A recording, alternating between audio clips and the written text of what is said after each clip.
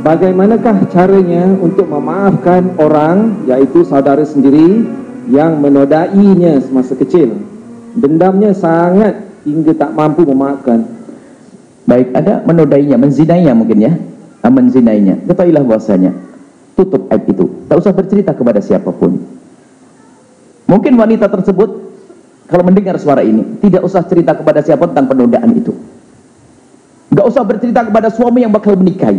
Termasuk kami nasihatkan kepada semua wanita yang pernah terpleset dalam zina, kalau hendak menikah tidak usah bercerita tentang kisah perzinaannya. Berperanlah sebagai seorang wanita yang masih perawan. Jangan cerita. Hanya wanita dungu yang bercerita tentang perzinaan masa lalunya. Dungu dan dungu dan dungu. Dungu karena Nabi tidak boleh. Nabi melarang untuk bercerita. Tidak boleh cerita. Dan termasuk wanita tersebut yang pernah dinodai oleh pamannya atau siapapun, hendaknya jangan bercerita kepada siapapun. Doakan agar Allah mengampuni dan Allah menjadikan dia orang soleh yang takut kepada zina. Sudahlah, urusan serahkan kepada Allah Subhanahu Wa Taala. Mungkin marah, mendendam dan sebagainya.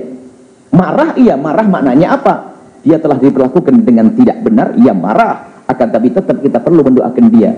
Semoga yang menodai tadi diampuni oleh Allah, tidak melakukan lagi, dimuliakan oleh Allah. Doakan semarah apapun kita. Nggak boleh kalau nanti dendam terus berkepanjangan menjadi orang putus asa, kemudian akhirnya ngurus masalah keperawanan dan sebagainya, akhirnya menjadi pezina setelah itu, naudzubillah.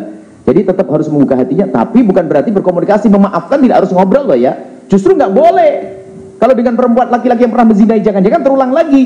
Tidak boleh menemui dia, tidak boleh dekat dengan dia, tidak boleh dekatan dengan dia, karena kalau dekatan dengan dia takut terjadi apa-apa. Itu bukan, tapi bukan berarti kita tidak mendoakan doa yang baik. Doakan saja di belakang sana, semoga yang pernah menodaiku itu ya Allah ampuni dia dan jangan sampai terulang lagi. Doakan yang baik. Kalau kita doain jelek tambah bahaya, tambah jahat, kita diperkosa lagi nanti tambahan. Jadi perlu mendoakan yang baik, tidak boleh kita mendoakan itu juga umat Nabi Muhammad yang kepleset. Dan juga mungkin itu masa lalunya dan sekarang sudah menjadi baik, mungkin sekali. Baik. Dan khusus hal-hal yang semacam ini memang kadang-kadang perlu terapi khusus. Kepada seorang wanita yang pernah diperlakukan semacam itu kadang-kadang perlu terapi khusus. Kalau tidak, kadang-kadang karena lemahnya ilmu malah menjadi pezina, putus asa, cerita pada orang lain dan seterusnya. Ini ada terapi khusus dan ada pendidikan khusus untuk tobat urusan kepada Allah Subhanahu wa Ta'ala.